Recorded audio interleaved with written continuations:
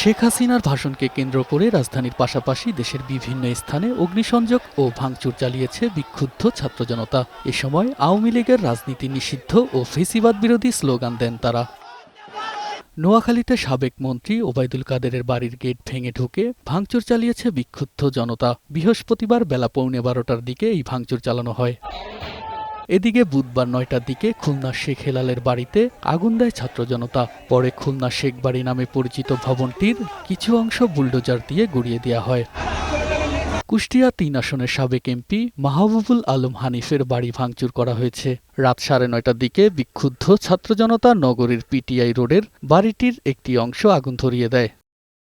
বরিশালের সাবেক মেয়র সাদিক আব্দুল্লাহ ও সাবেক মন্ত্রী আমির হোসেন আমুর বাড়িতে ভাঙচুর ও অগ্নিসংযোগ করেছে ছাত্র জনতা। ভোলার সাবেক মন্ত্রী তোফায়েল আহমেদের বাড়িতে ভাঙচুর করা হয়েছে। নাটোরে আলোচিত সাবেক এমপি শফিকুল ইসলাম শিমুলের বাসভবন পুনরায় আগুন জ্বালিয়ে দিয়েছে বৈষম্যবিরোধী শিক্ষার্থীরা।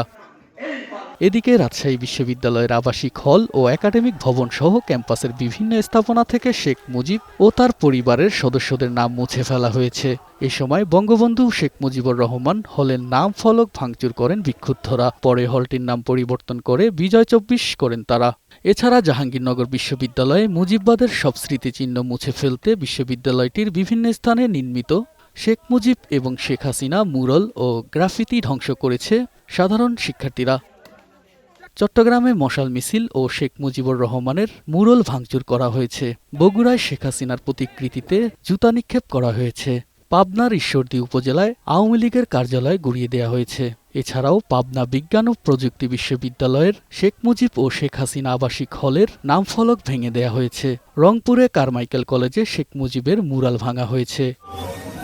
কক্সবাজার শহরে পানি উন্নয়ন বোর্ড কার্যালয় সংলগ্ন শেখ মুজিব রহমানের মুরাল ভাঙচুর করেছে বৈষম্যবিরোধী ছাত্র আন্দোলনের নেতাকর্মীরা। এছাড়াও সিলেট, মৌলভীবাজার, কুমিল্লা, পিরোজপুর, চুয়াডাঙ্গা সহ দেশের বিভিন্ন স্থানে ভাঙচুর, অগ্নিসংযোগ ও বিক্ষোভ মিছিল করেছে বিক্ষুব্ধ ছাত্র জনতা।